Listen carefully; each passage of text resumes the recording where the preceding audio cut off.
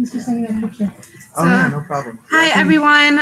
Thank you for joining us today, and hello, everyone, virtually. We have a big crowd. Unfortunately, the display system is not working, so we won't be able to see our agenda, but that should be fine. Did you try the remote? Maybe. Oh, I got it. Turn green. It's just it's not seems to be connecting over here. Oh. But yeah. Either way, hopefully it comes up soon. But I think for most of today, we're just going to be hearing from Dr. Q's Writing 101 students about doing their assignments on campus disability activism. Marian, do you want to tell us more about it? Yeah, sure. It's a public scholarship assignment. Mm-hmm. In our first DDA meeting this semester, we talked about a lot of stuff. We talked about a lot of changes that we want to see happen on campus.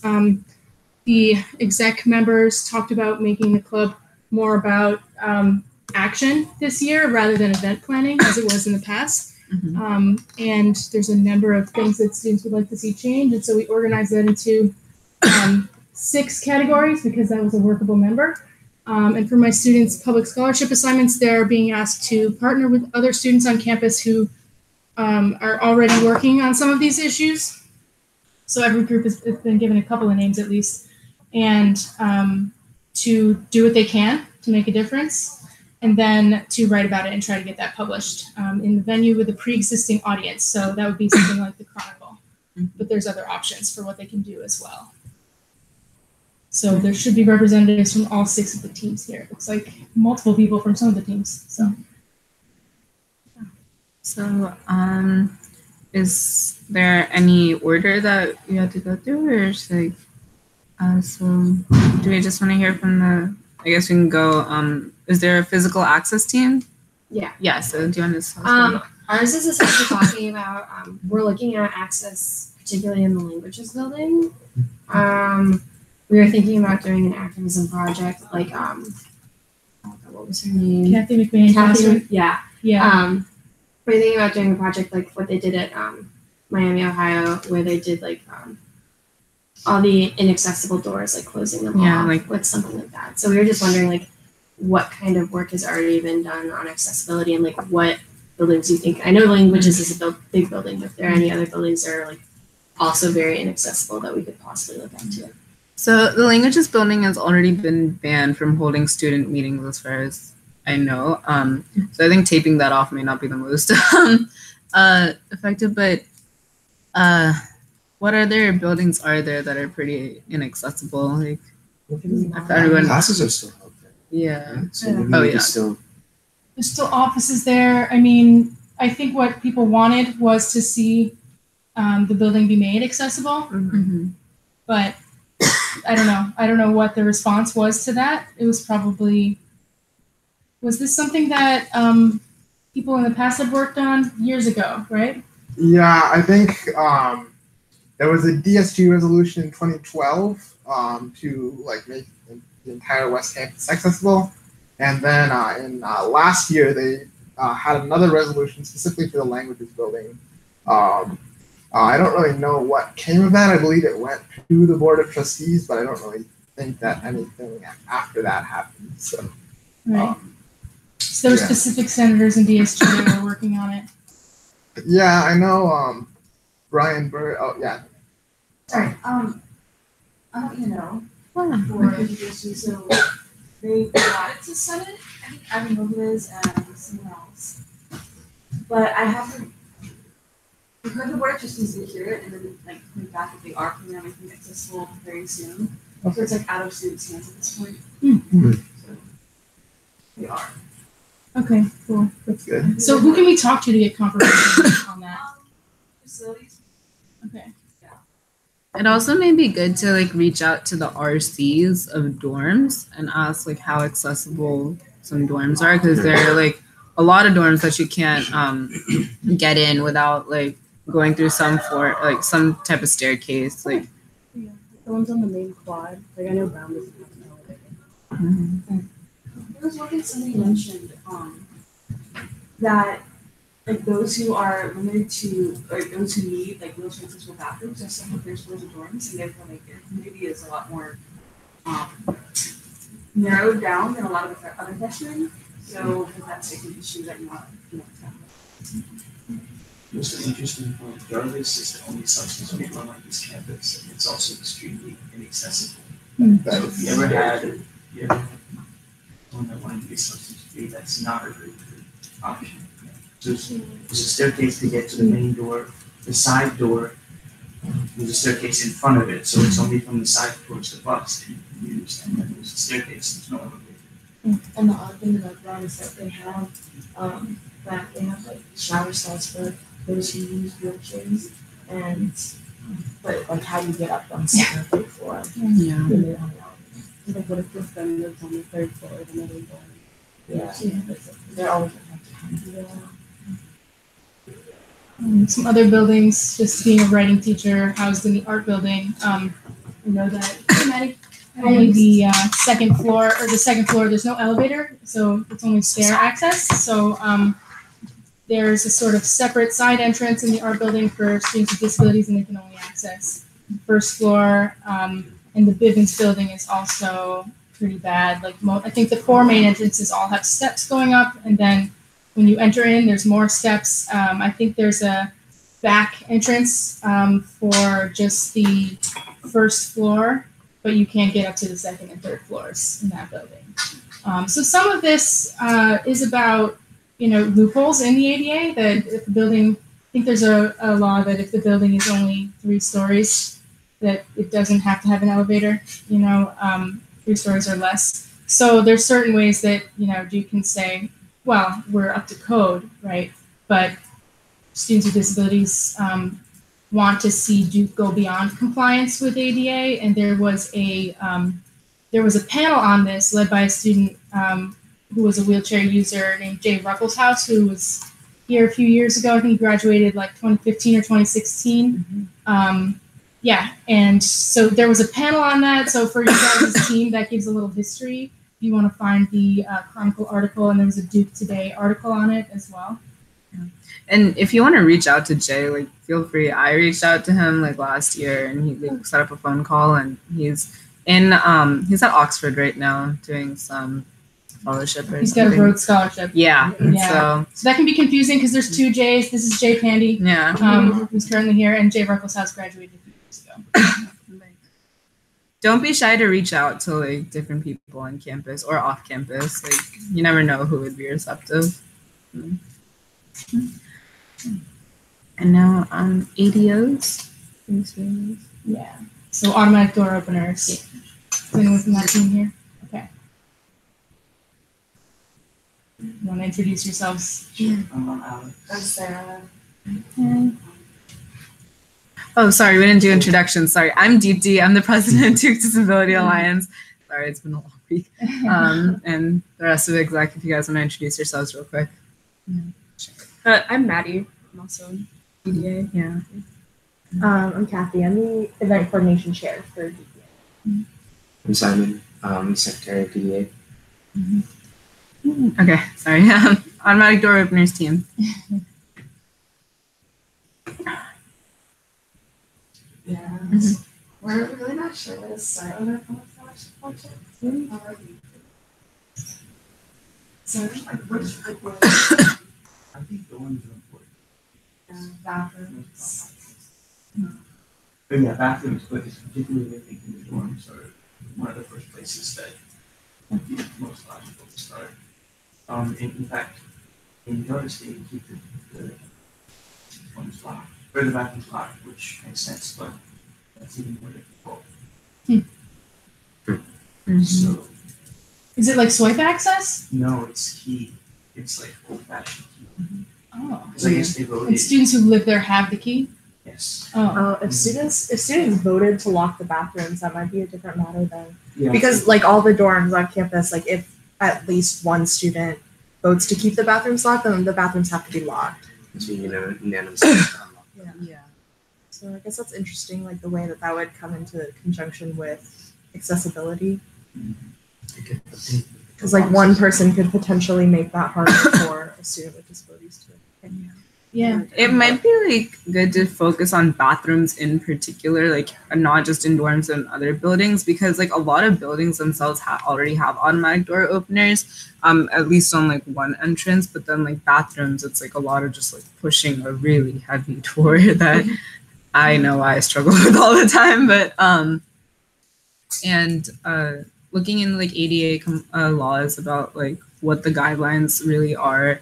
Again, reaching out to like a dean of campus life or whoever is, or the DSG vice president of, I forget which committee it is, but there's equity and outreach. Yeah. But there's also newly this year a disability outreach chair on DSG, Ariel Friedman. I think she contacted us over the summer, but I haven't met her in person. Right, because Ivan left us to go abroad. Anyway. Yeah. So. Ariel Friedman, yeah, ARIEL FREEDMAN. The one thing about restrooms in dorms is that I feel like at least some of the people who are going to need automatic door openers have their own restrooms. Like there are some dorms that have attached bathrooms, and then those will have automatic door openers. So that may not be as much of a concern as a restroom in, say, West Union. I think I did in that last year. I think we're fine. I'll find it in the link. Okay. But there's not all like single occupancy issues on campus, and so those have to be listed in openers on. I did some research on the cost of who openers on doors. This is like a project I started last year, and I didn't do anything more research about. But can you introduce yourself to this? Sorry, That's our fault. Yeah, that's our fault. My name's Raja. I'm sitting on Equity Outreach. This is my second year on it, so you know a lot of the history on ADOs. Yeah. I think I reached out to you over email and asked if my students could contact you. I fell off a cliff last semester, but I'm here again. Okay. So yeah, my student Daisy made a video on accessibility last year, and she found her way to the ADOs project, particularly around restrooms. So I think she talked to you for that video. So. Cool. Well, it's good to meet you in person. Yes. Yeah, thank you for joining us today. So yeah, does that help you guys get all the direction? Like, what else do you like want to know?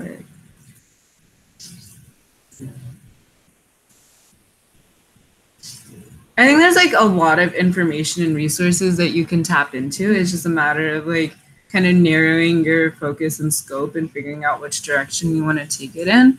But yeah, any person on like DSG, like don't forget, again, guys, this applies to like everyone. I'm starting to learn this myself. Like, don't be afraid to reach out to higher ups, whether that's like professors, deans, like DSG, like vice presidents, or like whatever. Like the worst they'll do is not reply, you know. But there's no harm in trying.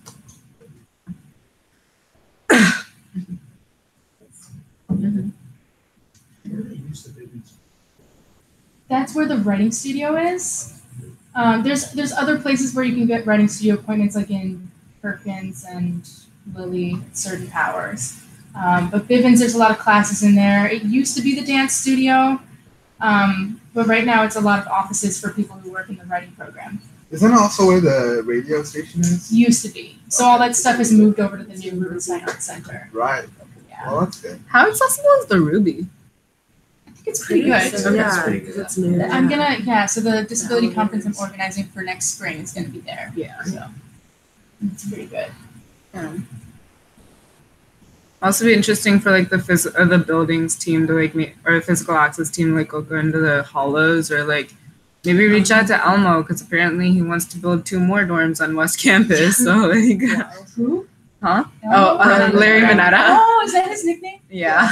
He's like retiring after this year, but yeah, he says some interesting things.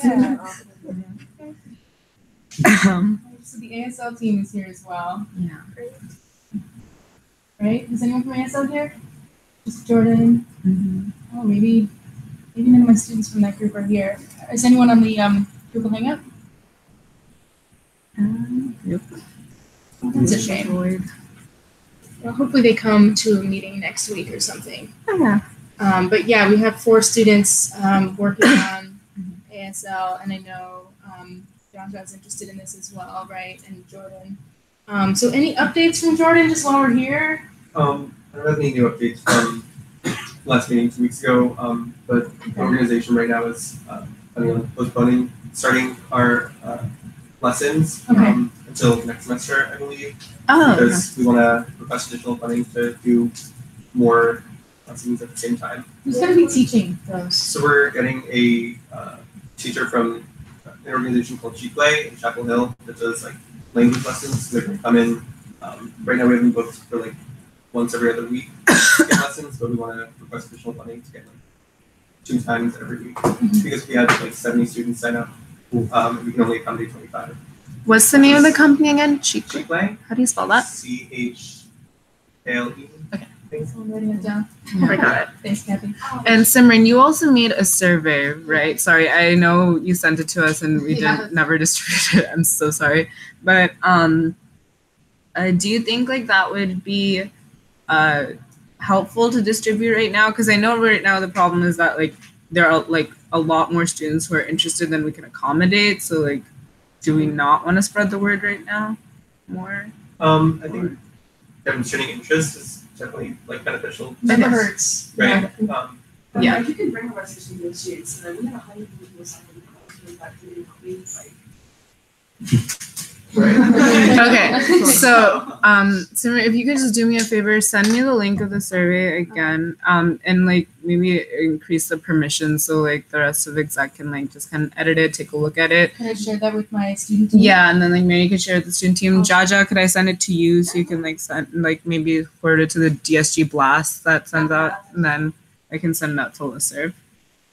Because I don't want your work to go to waste. Yeah. I feel like that's awesome that you did that. Thank you so much.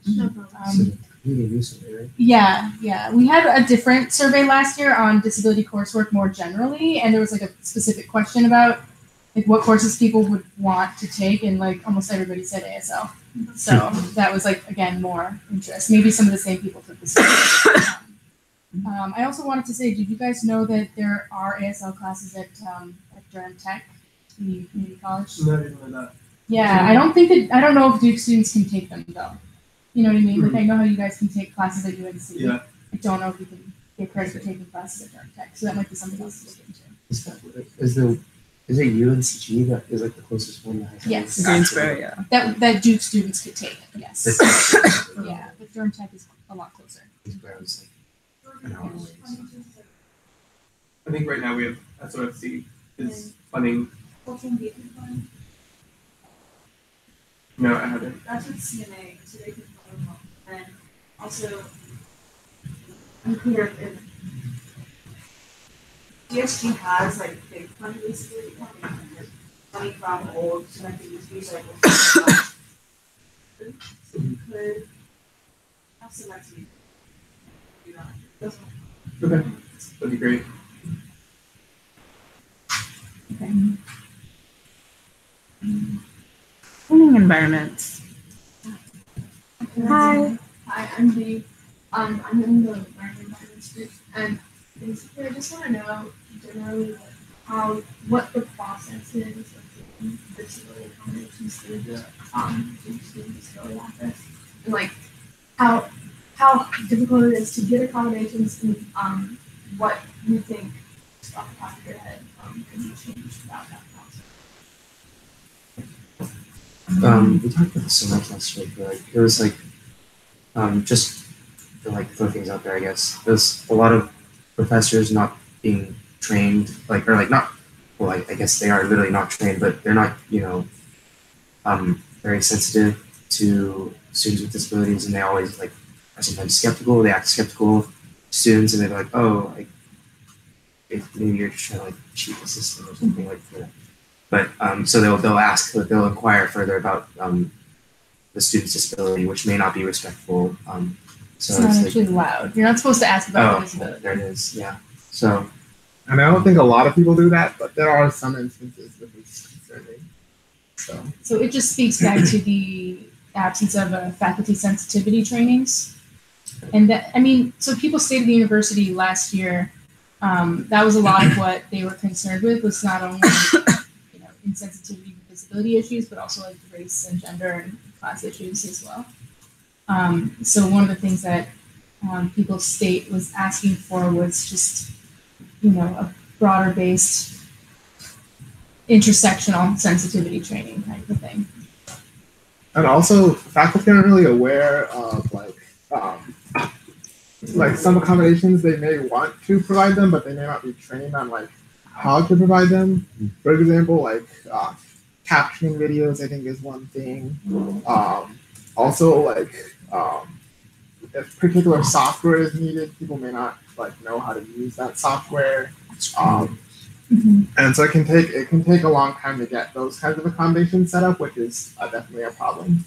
I've heard stories from other faculty saying that they aren't aware that a student needs certain accommodations until too late. It's maybe a week or two into the semester, and they have to kind of go back and revisit all of their teaching materials at that point is problematic, and they're kind of scrambling to get the accommodations in place. So sometimes it's a timing issue, also a training issue, and not knowing how to do things like caption, not knowing how to approach teaching with a more universal design kind of approach to learning. So I think I showed you guys the accessible syllabus project. So we did that last year. That was something that the Disability and Access Initiative worked on. That's a faculty group that I started about a year ago through the Health Humanities Lab. The thing is that we haven't really connected that beyond our own members yet. Other Duke faculty are not aware that it exists. So it's a kind of it's like an insider knowledge kind of a thing. And beyond that, the disability management system actually provide, they have a lot of resources for faculty, but faculty aren't made aware that those are there. So there's the disability management system, which has all kinds of maps and stuff. It'll show you navigational aids, accessible entrances, but also software and resources for making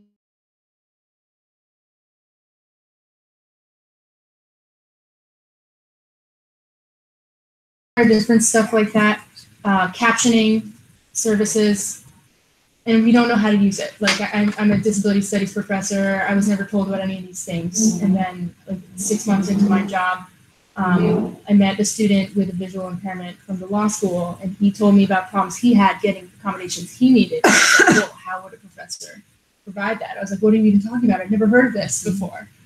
So then he showed me it. And so I kind of learned about this in a backwards sort of a way.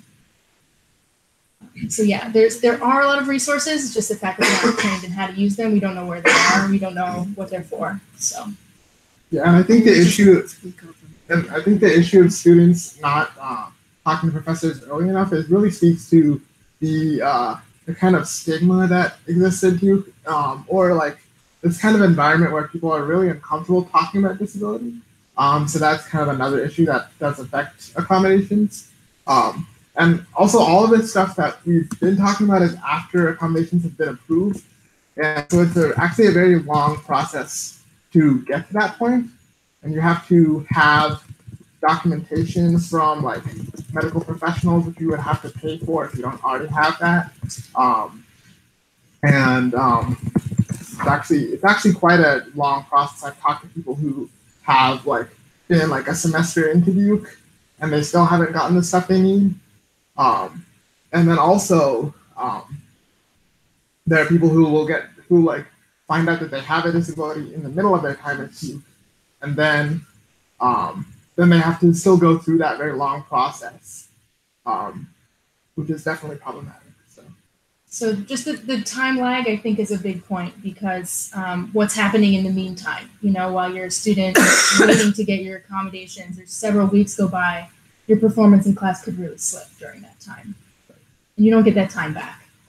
I don't know if this could be a part of it, but I know like when we were coming to college, they showed us like the 30 days to Duke videos, and they're like, I remember there's like a segment on like, I think it was like Muslim life at Duke, but they had like different like facets of Duke culture, and I feel like disability activism and like access was not a video, so I feel like maybe you could encourage someone to like make that a part of Duke culture, and that could be more welcoming. What was a series called 30 Days to Do? Yeah, they just like they put it on YouTube. And all this So that's like part of your orientation process? Yeah, I did nothing, but I feel like if it's Cool. That's a really good idea. Incorporating things into orientation. That's a big, yeah. We had an orientation week event this year. Right. We had some trouble getting that integrated within the actual orientation. And what so happened to the disorientation guide? Was that ever disorientation published guide yet? I like looked at the okay. it's fully a student effort though. Yeah. Right. So in terms of like administration efforts, Jay had the idea to do an orientation week 2 years ago. They said yes. It just didn't get advertised well. It wasn't incorporated on the you guys get a little booklet, right? You get like a schedule. We weren't in that, right? So people didn't know really that it was happening. We had to kind of put up flyers and try and like get the word out ourselves. Yeah. So the bottom line is SEO really doesn't do very much promotion in all of the services that it provides. And then also it seems like the students who try and bring that to light are also not really getting the support they need to do that. So that's unfortunate. So yeah, Leaf Fickling, who runs SEAO, she's really great. I like her a lot. She did a presentation on accommodations for advisors at the Advisor Academy at the beginning of August. And it was like, attendance optional and only 5 people showed up. And that was for student advisors. She doesn't get asked to do anything like that for new faculty when they get hired. I was recently speaking to a new faculty member who told me that SDAO was present at an orientation event that they were just tabling, and you had to go up to them and like introduce yourselves and reach out. And so it seems that it's only like available to the professors who seek it out. It's not like something that is mandatory for all faculty members. Yeah. And so was that presentation for student organization advisors or people who advise students on like courses and those? It was a general kind of disability studies like approach. It was kind of like, this is what the social model is, and it was just kind of talking about it from a sort of civil rights perspective. So it was really for anybody. The same presentation could work for a professor, advisor, or a dean or whatever. Right, but the event itself, was that just for advisor for student groups. Right. Student group advisor. So that's not even people that are like advising students about what classes to take, which is another important thing to consider if you have a disability. So just for the sake of time, let's just move on to the community space center because I know we have like 2 other groups after that. So community space team, sorry. I'm Chelsea. Hi. I'm Dakota. I'm well.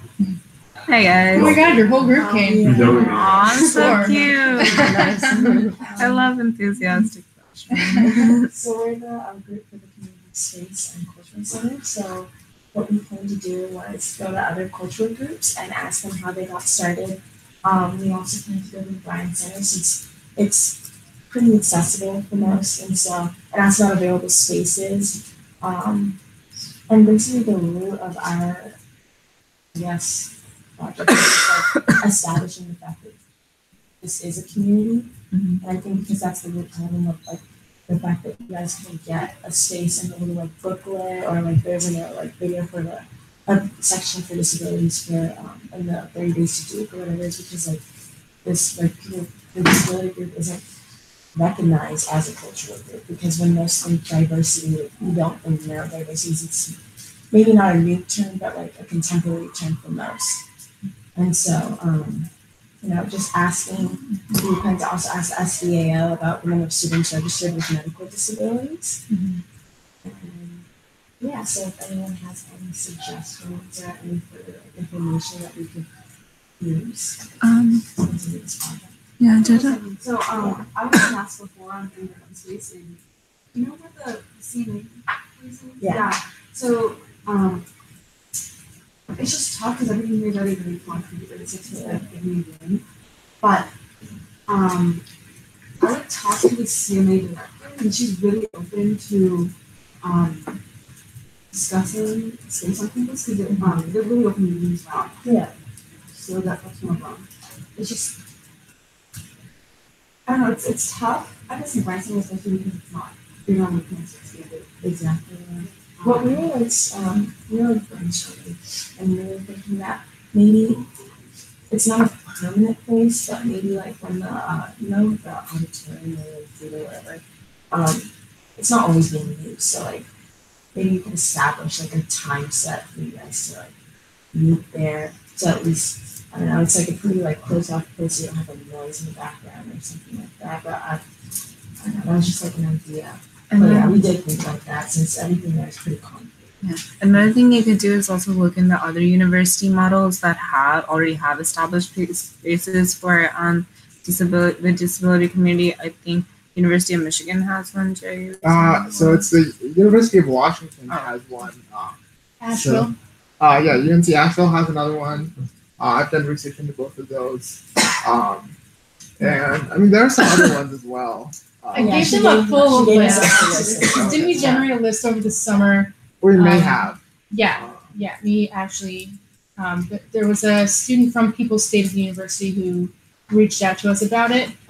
She was actually meeting with administration about it, and I don't know, I never heard follow up on how that meeting went. It's unfortunate when because I know a couple students that were involved in it are abroad now, and they're just kind of hard to get in touch with. But there was a conversation that happened. It obviously didn't lead anywhere because as far as we know, there's still nothing. I think we would be told if there was suddenly a community space for us somewhere. But yeah. Right. And if you're also if it's a temporary space and not a designated space, again, it's on the CMA. They have those conference rooms, and those are open. I know International House is like a satellite office there, like Tuesday or something like that. So you could definitely ask them if you could pick up that space as well, because it's conducive to a community space different on here. And in particular, it may be interesting to ask these established groups how much their community has grown since the establishment of those spaces. I have to go. This chair here. Oh, you have to go, Jada? Yeah, I do. I know another thing that we noticed is it's personal experience utilizing the Mary Lou as a cultural center. A lot of the people that work there are African American or Black, and so we thought it'd be interesting to maybe professors with disabilities or maybe disability allies could maybe help facilitate or be in there while they're I guess the space has been used, because we kind of envisioned it a space where people can go and do homework. Yeah, just kind of have a sense of community, so they maybe participate. More than just a meeting center for weekly meetings. It's any a place you just go there when you just want to go it's your safe space. Maybe also reach out to the people in Do Well, because the wellness center also has spaces like Oasis, if you want to go meditate, or maybe ask if there's a space in there, because the Bryan Center seems to be pretty booked already. Something that would be interesting for developing cases to why we need this is to go through the issues and maybe try to contact people that utilize the space there and maybe let them see what it means to them and how it affects their life. It's a good idea too. The cultural centers do help you adjust, especially they really help. Admissions team.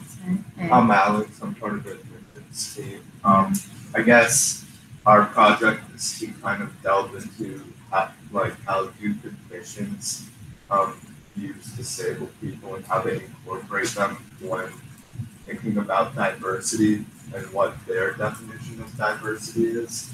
And I guess our main concern is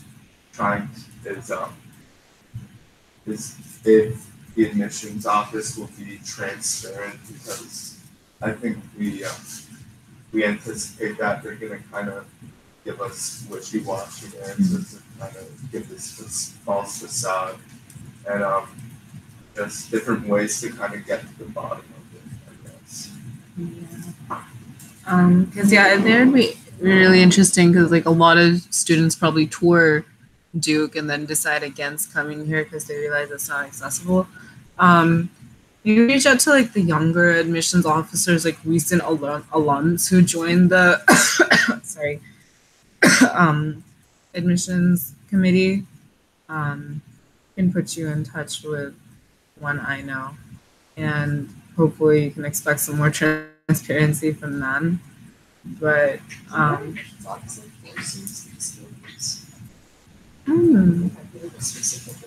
don't believe so. At least not when I was a part. And also, like, maybe reach out to the tour guide committee, because, like, do they offer different, like, guided tours, or, like, is it with the same, like, general tour group? Because that also, like, influences admissions. The tours they do have, I think it's on the, like, manual or whatever, it says that if you have people who need accessibility, take a different route if you have. It's like the same exact tour, you just take a little bit. So it's not necessarily accessible, but it can be. Yeah, I think the tour was definitely integrated when I did it, like probably like 2 years ago.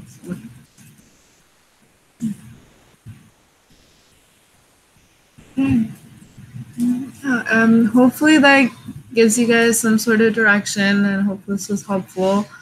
Feel free to again reach out to any of us if you need just more help, want more direction, like in terms of like resources. So let's talk about the narrative health support group. Marion, I think you also put this on the agenda. So there is a narrative health support group that's been recently formed by a medical student.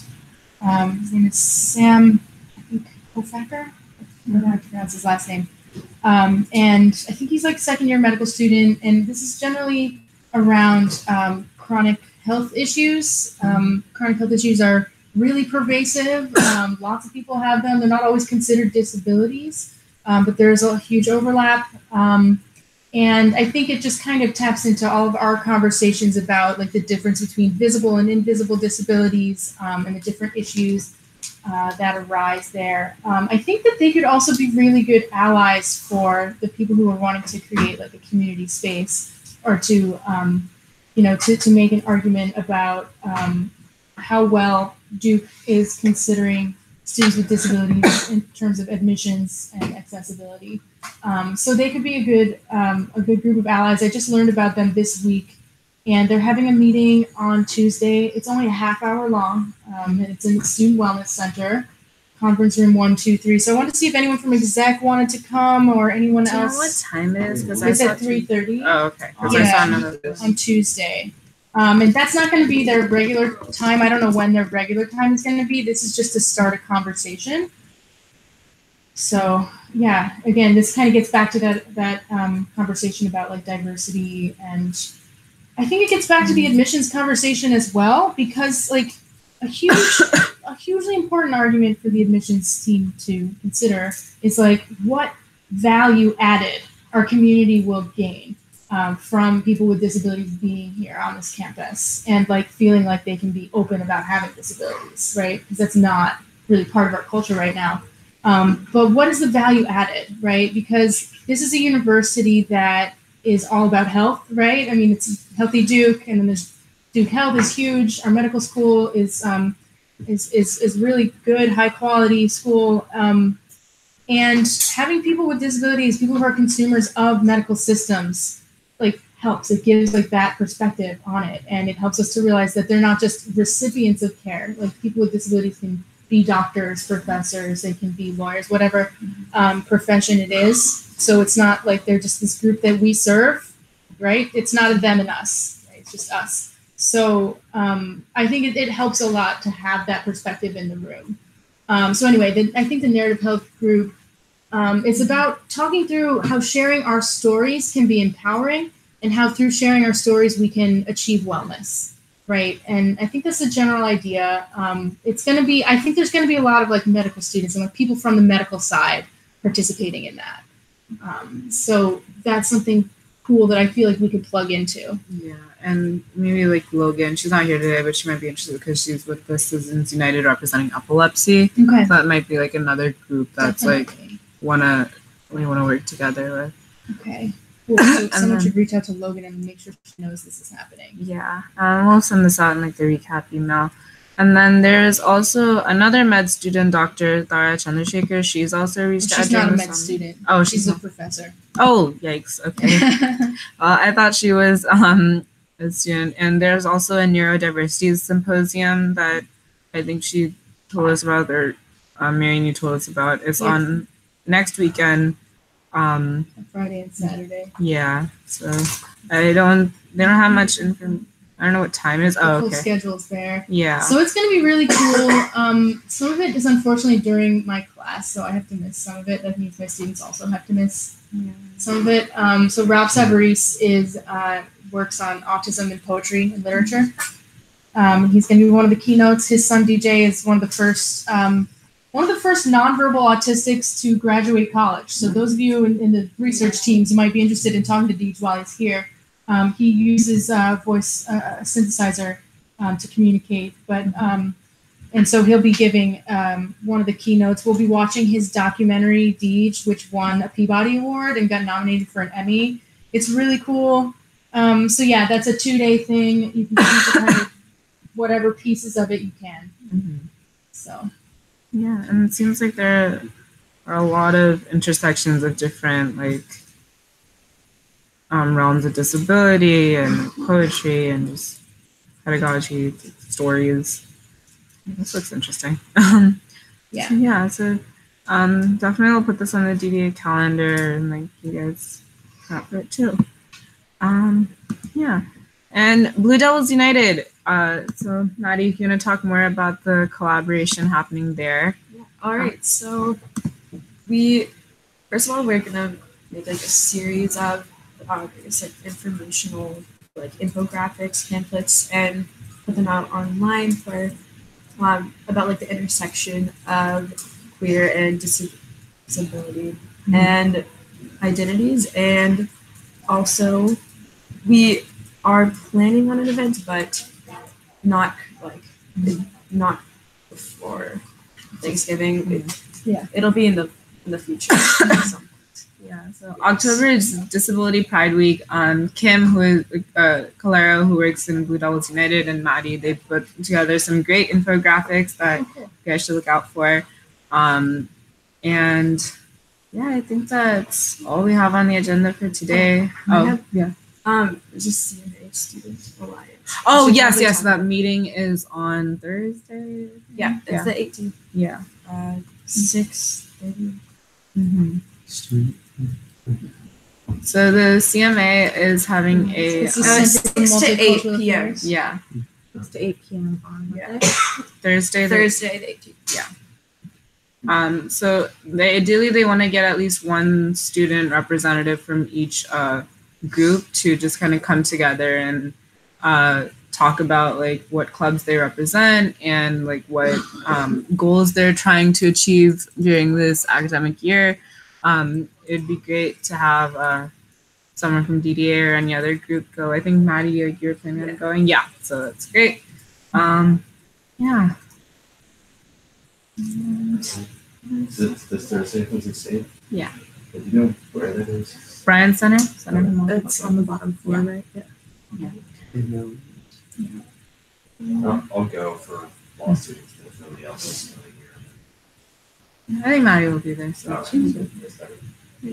And is it time for questions? Oh yeah. Okay, cool.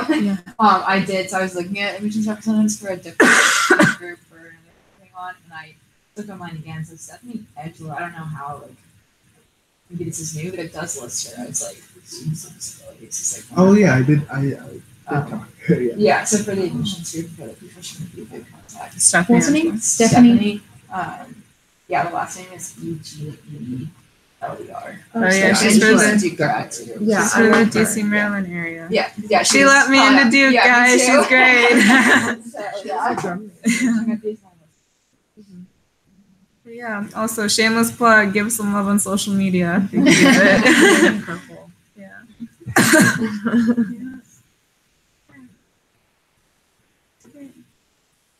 Any other questions, comments, concerns? I feel like for the group that's interested in accommodations, this is Andrew Toig. You could also talk to him. He is the representative from law students for accessibility. So he has some perspectives on accommodations as a grad student. Yeah. You guys can introduce yourselves to him before you leave. I have no small Okay, cool. Okay. Thank you so much. I'll stop this podcast.